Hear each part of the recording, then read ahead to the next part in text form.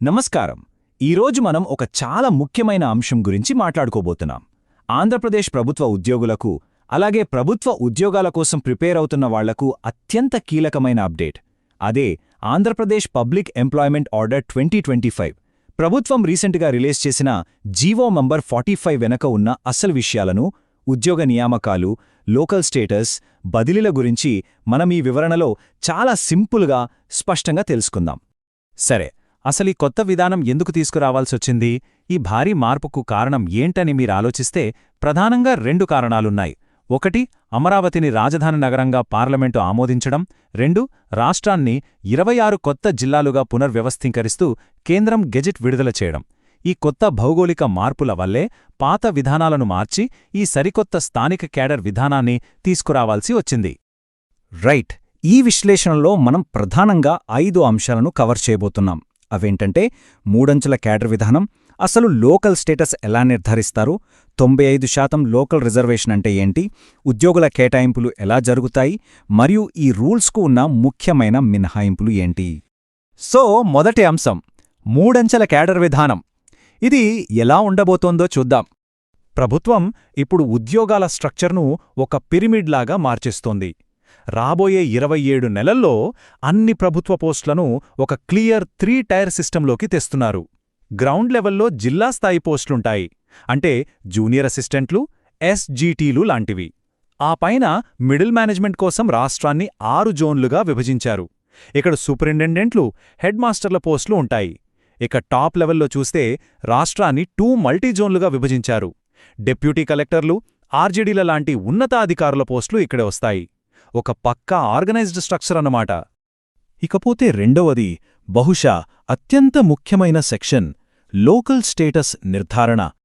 అభ్యర్థుల్లో చాలామందికొచ్చే పెద్ద డౌట్ ఇదే కదా. అసలు మీరు ఏ జిల్లాకు లోకలని ఎలా డిసైడ్ చేస్తారు? మీరు పుట్టిన ఊరిని బట్టా, లేదా డిగ్రీ చదివిన కాలేజీని బట్టా? అస్సలుగాదు. దీనికి ప్రభుత్వం దగ్గర ఎడ్యుకేషన్ మీద బేసైన ఒక స్ట్రిక్ట్ ఫార్ములా ఉంది. అదేంటో ఇప్పుడు చూద్దాం. ఇక్కడ మీరు గుర్తుపెట్టుకోవాల్సిన మెయిన్ పాయింట్ ఏంటంటే, మీ హైస్కూల్, ఇంటర్ లేదా డిగ్రీ ఎక్కడ చదివారనేది ఇక్కడ మ్యాటర్ కాదు. 7వ తరగతి పరీక్ష రాసే టైంకి ముందున్న 4 సంవత్సరాలు, అంటే 4, 5, 6 మరియు 7వ తరగతులు మీరు ఎక్కడ చదివారన్నదే మీ లోకల్ స్టేటస్ను డిసైడ్ చేసే అసలైన కొలమానం. ఇందులో 2 రూల్సున్నాయి, చాలా జాగ్రత్తగా గమనించండి. మీరు 4వ తరగతి నుంచి 7వ తరగతి వరకు స్కూల్ మారకుండా ఒకే జిల్లాలో చదివితే ఆలోచించాల్సిన పనేలేదు. ఆ జిల్లానే ఆటోమేటిక్గా మీ లోకల్ జిల్లా అవుతుంది. కానీ వేర్వేరు జిల్లాల్లో చదివితేనో? అప్పుడు 1వ తరగతి నుండి 7వ తరగతి వరకు ఉన్న 7 ఏళ్ల కాలాన్ని లెక్కేస్తారు. ఈ 7 ఏళ్లలో ఏ జిల్లాలో ఎక్కువ కాలం చదివితే అదే మీ లోకల్.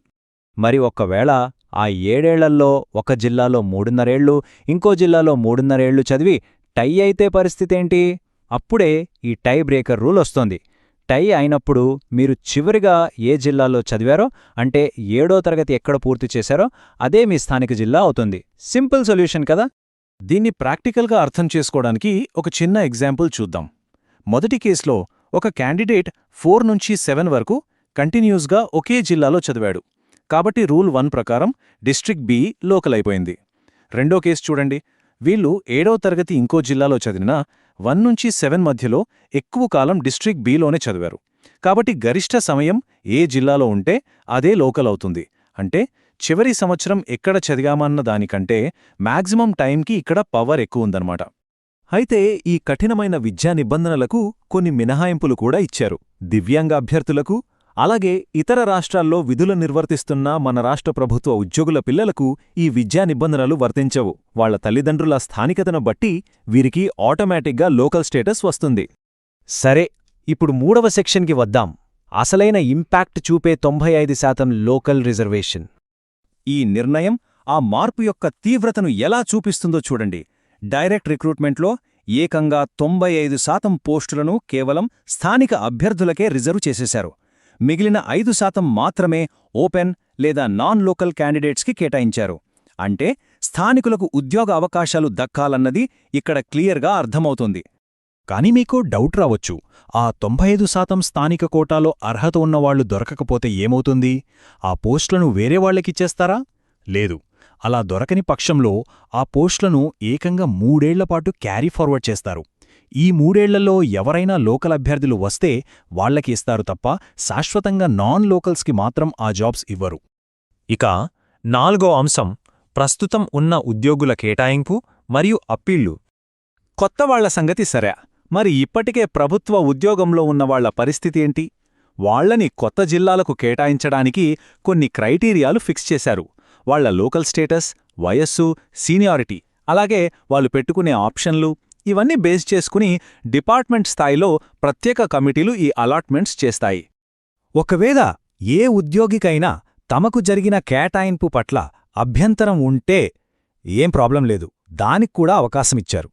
ఈ ఉత్తర్వులు వచ్చినప్పటినుంచి సరిగ్గా 60 రోజుల టైం ఉంటుంది. ఈ 60 రోజుల్లోపు వాళ్లు తమ అభ్యంతరాలను వ్రాతపూర్వకంగా రీప్రజెంటేషన్ ఇచ్చుకోవచ్చు. ఇక్కడ మనం గమనించాల్సిన ఒక లీగల్ పాయింట్ ఏంటంటే, ఈ అప్పీళ్లపైన కమిటీలు తీసుకునే ఫైనల్ డెసిషన్స్ అన్నీ కూడా ఖచ్చితంగా రాజ్యాంగంలోని ఆర్టికల్ 371D నిబంధనలకు లోబడే ఉండాలి. అంటే ఈ మొత్తం ప్రాసెస్ రాజ్యాంగబద్ధంగా జరుగుతుందన్నమాట. ఇక చివరిగా 5వ అంశం, ఈ రూల్స్ ఎవరికి వర్తించవు? ముఖ్యమైన మినహాయింపులేంటి? ఈ కఠినమైన రూల్స్ ప్రభుత్వంలోని అన్ని పోస్టులకు అప్లై అవ్వవు. పరిపాలనకు కేంద్ర బిందువులైన state secretariat, head of department ఆఫీసులు, స్టేట్ లెవెల్ ఆఫీసులు, అలాగే క్యాపిటల్ రీజన్ పోలీస్ కమిషనరేట్, వీటన్నింటికీ ఈ లోకల్ క్యాడర్ నియమాల నుండి ఫుల్ ఎగ్జెంప్షన్ ఉంది. ఇంకో విషయమేంటంటే, ప్రస్తుతం ఈ జీవో 26 జిల్లాలకే వర్తిస్తుంది. కొత్తగా ప్రతిపాదించిన మరో 2 జిల్లాలకు ప్రెసిడెంట్ ఆమోదం రావాల్సి ఉంది. అది వచ్చాకే మొత్తం అమలవుతుంది. సో నెక్స్ట్ ఏంటి? రాబోయే రోజుల్లో ఏం జరగబోతోంది? డిపార్ట్మెంట్ల వారీగా ఉద్యోగులు ఆప్షన్లు నమోదు చేసుకునే ప్రక్రియ అతి త్వరలోనే స్టార్ట్ కాబోతోంది. కాబట్టి ప్రెజెంటున్న ఉద్యోగులంతా అవసరమైన ఇన్ఫర్మేషన్తో అలర్ట్గా ఉండటం చాలా ముఖ్యం. మన విశ్లేషణను ఒక పెద్ద ప్రశ్నతో ముగిద్దాం. 95% జాబ్స్ని స్థానికులకే పరిమితం చేయడం, పక్కాగా 3 అంచెల వ్యవస్థను తేవడం, ఈ నిర్ణయాలు ఆర్టికల్ 371D కింద ఆంధ్రప్రదేశ్ యొక్క భవిష్యత్తు పరిపాలనను, ఎకనామిక్ డెవలప్మెంట్ను ఎలా మార్చబోతున్నాయి? ఇది ఫ్యూచర్లోనే తెలుస్తుంది. ఈ ఎక్స్ప్లెయినర్ ద్వారా మీకు జియో నంబర్ 45 మీద ఒక క్లియర్ ఐడియా వచ్చిందని ఆశిస్తున్నాను. మరో ఆసక్తికరమైన అంశంతో మళ్ళీ కలుద్దాం. Thank you.